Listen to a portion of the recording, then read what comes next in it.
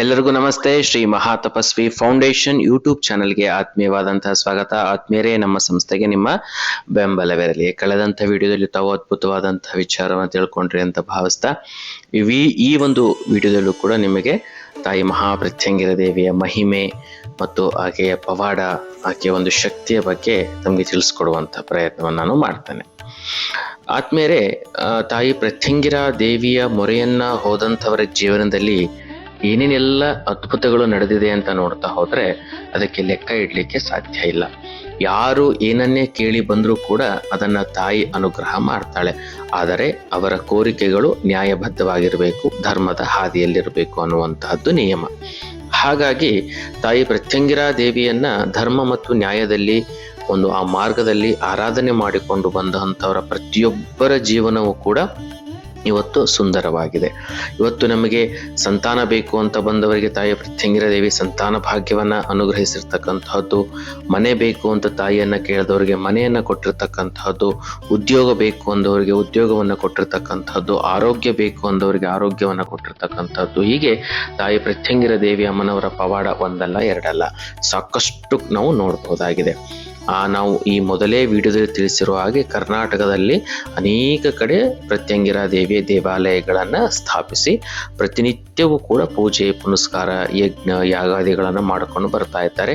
ಅಂತಹ ದೇವಸ್ಥಾನಗಳಿಗೆ ಹೋಗಿ ನಮಸ್ಕಾರ ಮಾಡಿ ಪೂಜೆಯನ್ನು ಮಾಡಿ ಪುನಸ್ಕಾರವನ್ನು ಮಾಡಿಸಿದವ್ರಿಗೂ ಕೂಡ ಸಾಕಷ್ಟು ಒಳ್ಳೆಯದಾಗಿರ್ತಕ್ಕಂಥದನ್ನ ನಾವು ಕಾಣ್ತಾ ಇದ್ದೀವಿ. ಕಾರಣ ಏನಪ್ಪಾ ಅಂತಂದ್ರೆ ಅದು ಆ ತಾಯಿ ಮಹಾಪ್ರತ್ಯಂಗಿರ ದೇವಿ ಅಮ್ಮನವರ ಶಕ್ತಿ.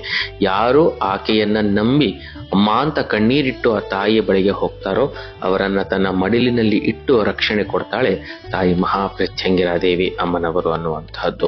ಇಷ್ಟೆಲ್ಲ ಒಂದು ಮಹಿಮೆ ಪವಾಡ ಹೊಂದಿರುವಂತಹ ದೇವತೆಯನ್ನ ಕೇವಲ ನಾವು ಶತ್ರು ಸಂಹಾರದ ದೇವತೆ, ಅಭಿಚಾರದ ದೇವತೆ, ವಾಮಾಚಾರದ ದೇವತೆ ಅಂತ ಮಾತ್ರ ತಾಯಿಯನ್ನ ನಾವು ಸೀಮಿತ ಮಾಡಿಬಿಟ್ಟಿದ್ದೀವಿ. ಆತ್ಮೀಯ ಬಂಧುಗಳೇ, ನಾನು ಹೇಳೋದೇನಪ್ಪಾ ಅಂತಂದ್ರೆ ದೈವಿ ಶಕ್ತಿ ಅಂತಕ್ಕಂಥದ್ದೇನಿದೆ ಅದು ಎಲ್ಲದಕ್ಕಿಂತಲೂ ಕೂಡ ದೊಡ್ಡದು.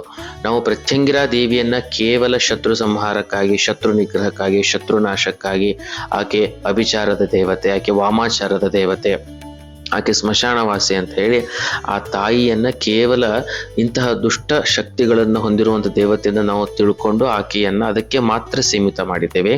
ಖಂಡಿತ ಅದು ತಪ್ಪು.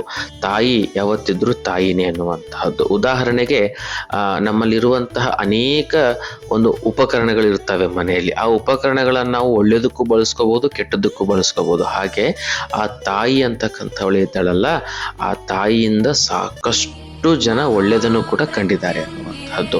ಕೇವಲ ಈ ಯಂತ್ರ ಮಂತ್ರ ತಂತ್ರಗಳಿಗೆ ಮಾತ್ರ ನಾವು ಪ್ರತ್ಯಂಗಿರ ದೇವಿಯನ್ನು ಮೀಸಲಾಗಿಡುವಂತಹದ್ದು ಬಹಳ ದೊಡ್ಡ ತಪ್ಪು. ಆ ತಾಯಿಯನ್ನು ನಾವು ಪ್ರೀತಿಯಿಂದ ಆರಾಧಿಸಿದರೆ ನಮ್ಮ ಮನೆಗೆ ಆ ತಾಯಿ ಮಗುವಾಗಿ ಬಂದಿರತಕ್ಕಂಥದ್ದು. ಯಾರು ಆ ತಾಯಿಯನ್ನು ಪ್ರೀತಿಯಿಂದ ಆರಾಧಿಸ್ತಾರೆ ಆ ಮನೆಗೆ ಆ ತಾಯಿ ಉದ್ಯೋಗವಾಗಿ ಹೋಗಿರ್ತಕ್ಕಂಥದ್ದು, ಐಶ್ವರ್ಯವಾಗಿ ಹೋಗಿರ್ತಕ್ಕಂಥದ್ದು, ಆರೋಗ್ಯವಾಗಿ ಹೋಗಿರ್ತಕ್ಕಂತಹದ್ದು, ಸುಖ ಶಾಂತಿ ನೆಮ್ಮದಿಯನ್ನು ಕೊಟ್ಟಿರ್ತಕ್ಕಂಥದ್ದು ಕೂಡ ಇದೆ. ಹಾಗಾಗಿ ಪ್ರಥಮವಾಗಿ ನಾ ಹೇಳುವುದೇನಪ್ಪಾ ಅಂದ್ರೆ ಪ್ರತ್ಯಂಗಿರ ತಾಯಿಯನ್ನ ಕೇವಲ ಈ ಅಂದ್ರೆ ದುಷ್ಟಕ್ರಿಯೆಗಳಿಗೆ ಮಾತ್ರ, ಒಂದಿಷ್ಟು ಕೆಟ್ಟ ಕೆಲಸಗಳಿಗೆ ಮಾತ್ರ ಬಳಸಿಕೊಳ್ತಾರೆ ಅನ್ನುವಂತಹ ಪರಿಕಲ್ಪನೆ ಬೇಡ. ಆ ತಾಯಿಯನ್ನು ನೀವು ಒಳ್ಳೆಯದಕ್ಕೂ ಪೂಜೆ ಮಾಡಬಹುದು, ಆ ತಾಯಿ ಹತ್ರ ನೀವು ಒಳ್ಳೆಯದನ್ನು ಕೂಡ ಬೇಡಬಹುದು, ಆ ತಾಯಿ ಹತ್ರ ನೀವು ಒಳ್ಳೆಯದನ್ನು ಕೂಡ ಪ್ರಾರ್ಥಿಸಬಹುದು. ಅದು ಕೂಡ ನಡೆಯುತ್ತೆ ಅನ್ನುವಂಥದ್ದು.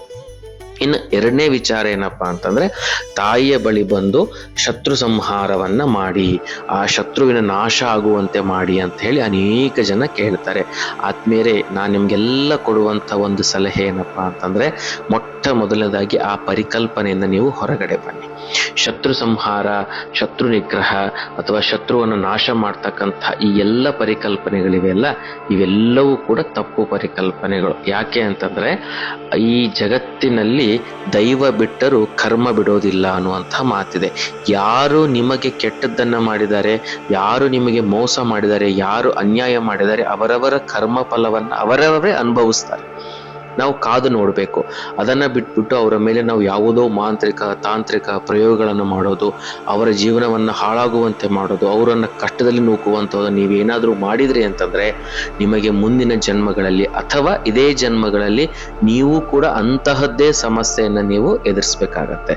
ಹಾಗಾಗಿ ಮೊಟ್ಟ ಮೊದಲನೇದಾಗಿ ಈ ಪರಿಕಲ್ಪನೆ ಇದೆಲ್ಲ, ಶತ್ರುನಾಶ, ಶತ್ರು ಸಂಹಾರ, ಇವುಗಳೆಲ್ಲವನ್ನ ಬಿಟ್ಟು ತಾಯಿ ಹತ್ರ ಪ್ರಾರ್ಥನೆ ಮಾಡಿ, ತಾಯಿ ನನ್ನ ಜೀವನದಲ್ಲಿ ಯಾರು ಕೆಟ್ಟದ್ದನ್ನು ಮಾಡಿದ್ದಾರೋ ಅವರಿಗೆ ಒಳ್ಳೆಯ ಬುದ್ಧಿಯನ್ನು ಕೊಡು, ಸದ್ಬುದ್ಧಿಯನ್ನು ಕೊಡು. ಅವರು ನನ್ನ ಜೀವನದಲ್ಲಿ ಮಾಡಿರುವ ರೀತಿ ಮತ್ತಿನ್ಯಾರಿಗೂ ಅವರು ಮಾಡದೇ ಇರುವ ಹಾಗೆ ಅವರಿಗೆ ಒಂದು ಸನ್ಮಾರ್ಗವನ್ನು ತೋರಿಸಿ ಅವರನ್ನು ಮನುಷ್ಯರನ್ನಾಗಿ ಮಾಡಿ ನಿನ್ನ ಕರುಣೆಯ ಕಡಲಲ್ಲಿ ಅವರಿಗೆ ಅನುಗ್ರಹ ಮಾಡುವಂತ ನೀವು ಪ್ರಾರ್ಥನೆ ಮಾಡಿ, ಖಂಡಿತವಾಗಿ ಕೂಡ ನಿಮ್ಮ ಸಮಸ್ಯೆ ಪರಿಹಾರ ಆಗತ್ತೆ.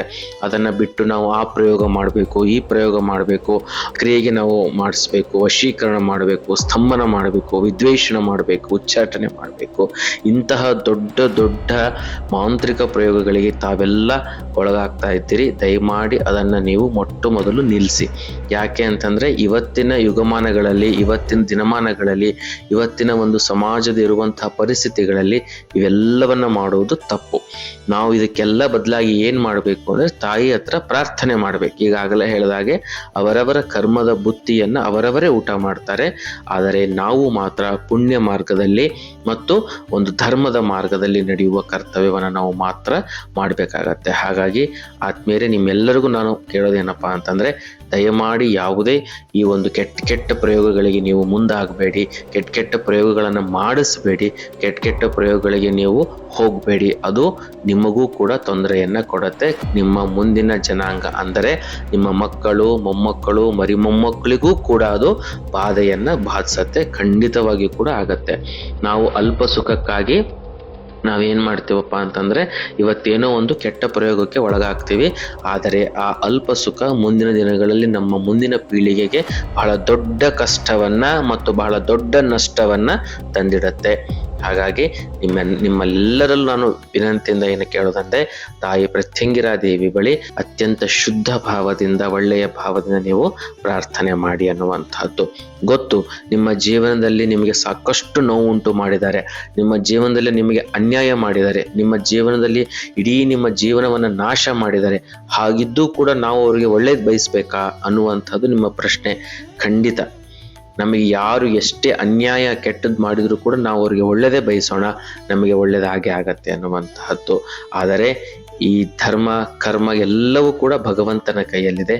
ಭಗವಂತ ಉತ್ತರ ಕೊಟ್ಟೇ ಕೊಡ್ತಾನೆ ಅಂತ ಹೇಳಿ ಅಂದ ಮಾತ್ರಕ್ಕೆ ನಾವು ಸುಮ್ಮನಿರ್ಬೇಕಾ?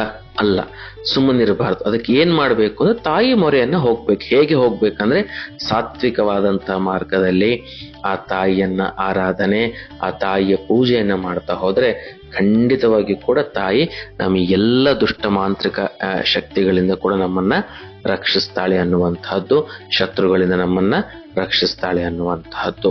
ಇದಾದ್ಮೇಲೂ ಕೂಡ ಬಹಳಷ್ಟು ಜನ ಕೇಳ್ತಾರೆ, ಗುರುಗಳೇ ನಾವೆಲ್ಲ ರೀತಿಯಾದಂತಹ ಪ್ರಯತ್ನವನ್ನ ಮಾಡಿದ್ರೂ ಕೂಡ ನಮಗೆ ತಾಯಿ ಕೈ ಹಿಡಿಲಿಲ್ಲ ಅಂತ ಹೇಳಿ. ತಾಯಿ ಯಾವತ್ತೂ ಯಾರನ್ನೂ ಕೈ ಬಿಡುವುದಿಲ್ಲ, ನಿಮ್ಮನ್ನ ಪರೀಕ್ಷೆ ಮಾಡ್ತಾ ಇರ್ತಾಳೆ ಅಷ್ಟೇ. ನಾವು ಆ ಪರೀಕ್ಷೆಯಲ್ಲಿ ವಿಫಲರಾಗಬಾರ್ದು. ಆ ತಾಯಿಯ ಪಾದವನ್ನ ಗಟ್ಟಿಯಾಗಿ ನಂಬಬೇಕು. ಆ ಪ್ರತ್ಯಂಗಿರಾ ದೇವಿಯ ಅಷ್ಟೋತ್ತರ ಶತನಾಮಾವಳಿಯನ್ನ ಪ್ರತಿನಿತ್ಯ ಬೆಳಗ್ಗೆ ಮತ್ತು ಸಾಯಂಕಾಲ 2 ಕಾಲ ಶುಚಿರ್ಭೂತರಾಗಿ ದಕ್ಷಿಣ ದಿಕ್ಕಕ್ಕೆ ಮುಖ ಮಾಡಿ ಕೂತು ನಿಮ್ಮ ಮನೆಯಲ್ಲಿ ತಾಯಿ ಪ್ರತ್ಯಂಗಿರಾ ದೇವಿಯ ಅಷ್ಟೋತ್ತರ ಶತನಾಮಾವಳಿಯನ್ನ ಶ್ರದ್ಧೆ ಭಕ್ತಿಯಿಂದ ನೀವು ಓದಿ ನೋಡಿ. ನಿಮ್ಮ ಬಳಿ ಯಾವುದೇ ರೀತಿಯಾದಂತಹ ಶತ್ರುವಿನ ಸಮಸ್ಯೆ ನಿಮಗೆ ಬರೋದಿಲ್ಲ. ಹಾಗಾಗಿ ತಾಯಿಯ ಅಷ್ಟೋತ್ತರ ಶತನಾಮಾವಳಿಯನ್ನು ನೀವು ಓದಬೇಕು. ತಾಯಿಯ ಅಷ್ಟೋತ್ತರ ಶತನಾಮಾವಳಿಯಲ್ಲಿಯೇ ಎಲ್ಲವೂ ಬರ್ತದೆ. ಓಂ ಪ್ರತ್ಯಂಗಿರಾಯೇ ನಮಃ, ಓಂಕಾರ ರೂಪಿಣ್ಯೇ ನಮಃ, ಕ್ಷಂ ರಾಂ ಬೀಜ ಪ್ರೇರಿತಾಯೇ ನಮಃ, ವಿಶ್ವರೂಪಾಯೇ ನಮಃ, ವಿರೂಪಾಕ್ಷ ಪ್ರಿಯಾಯೇ ನಮಃ, ಋಗ್ಮಂತ್ರ ಪಾರಣ ಪ್ರೀತ್ಯಾಯೇ ನಮಃ, ನಾಗೇಂದ್ರ ಭೂಷಣಾಯೇ ನಮಃ, ನಾಗಯಜ್ಞೋಪವೀತ ಧಾರಿಣ್ಯೇ ನಮಃ ಅನ್ನುವಂತಹ ಅಷ್ಟೋತ್ತರ ಶತನಾಮಾವಳಿ ಇದೆ. ಅಮ್ಮ, ನನಗೆ ಮಾನಸಿಕವಾಗಿ ಹೀಗೆ ಹಿಂಸೆ ಆಗ್ತಾ ಇದೆ. ಅಮ್ಮ, ನನಗೆ ಈ ರೀತಿಯಾದಂತಹ ಶತ್ರುಗಳ ಕಾಟ ಇದೆ.